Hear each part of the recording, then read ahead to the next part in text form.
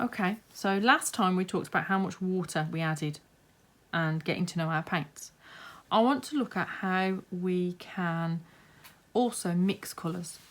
Now I'm lucky I have lots and lots of colours on my palette, but really you can certainly paint an awful lot and get a lot of variety with perhaps 6 or 8 paints. A cool yellow and a warm yellow, a cool and a warm red, a cool and a warm blue, and then maybe an earth tone. I can't live without Payne's grey, so that would be in there for me. But you can make a good start with just those first 6 at making colours. So what I'm going to do is I'm going to grab a blue. And this is,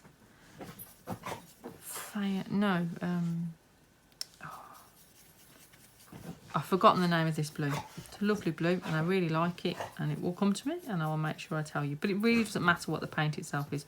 So I'm making a fairly watery mix. I'm going to test out and see how watery it is. Still fairly intensely pigmented, but watery. It's translucent. I can see a bit of the paper behind it. And what I'm going to do is, I have never mixed this blue with the nickel titanate yellow that I squeezed out in one of the previous videos. So I'm going to use that up because I don't like to waste it. So what I'm going to do is take a little bit of this and I'm going to pop it into this palette because it's straight from the tube. It's very intense and I just want to mix up a slightly watery mix of that. And take some of that on my brush and I'm going to add a small amount to there.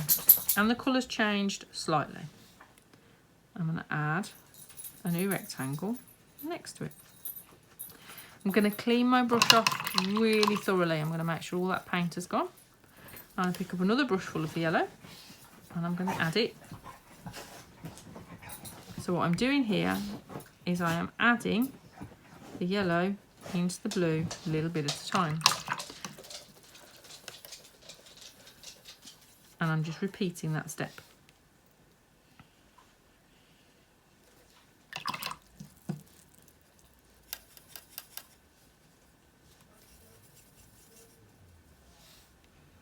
You can see slowly we are moving towards a green.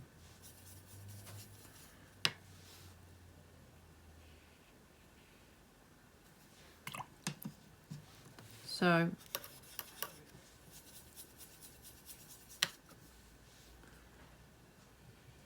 have a look at what's there. Oh, that's a lot. I'm picking up a little bit more of the yellow to make another puddle of kind of a creamy mix so that I can get some more yellow pigment in there to get the colour change and to see how far and how kind of much of a green I get. Again, picking up some more of that yellow, adding it in, and you can see it is really looking much more of a green colour now.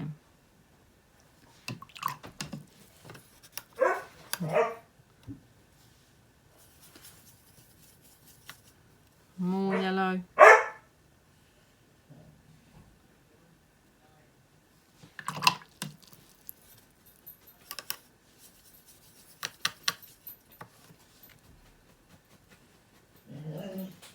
Watson.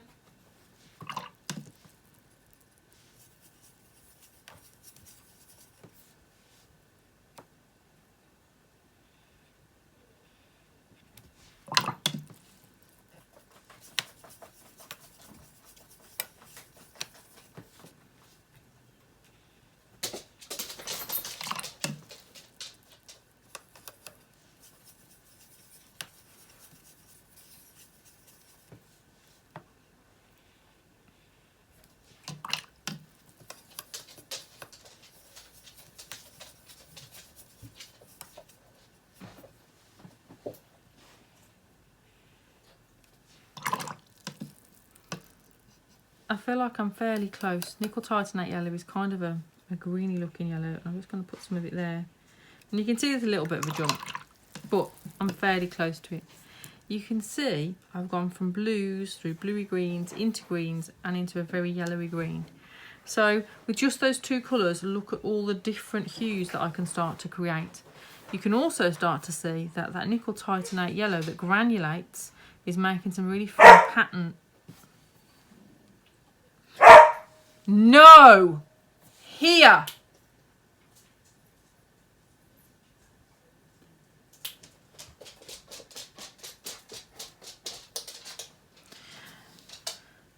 So you can also see that that nickel titanate yellow that granulates is making some really cool patterns in these kind of blue with a little bit of yellow greens here, and even here in this kind of yellowy green. So imagine if you were to repeat that now with a different blue and the same yellow, or the same blue and a different yellow, or with a blue and one of your reds. And by looking at all the different combinations of colours you can make, just starting out with your blues, your yellows and your reds, your primary colours, you suddenly can discover a massive range of those secondary colours, your purples, oranges and greens that you can make. You can also see how you can slightly get a slightly different blue. Now this is still blue, but it's got a little touch of yellow in it. Yeah. And that can open up a massive range of colours for you. So again, this is an exercise I would repeat with certainly my most favourite primary colours, and if I only have 2 yellows, 2 reds, 2 blues, I do it with all of them to see what variety I can get. It's really great for getting used to mixing the paint with water, for learning about colour mixing and for getting to know your paints.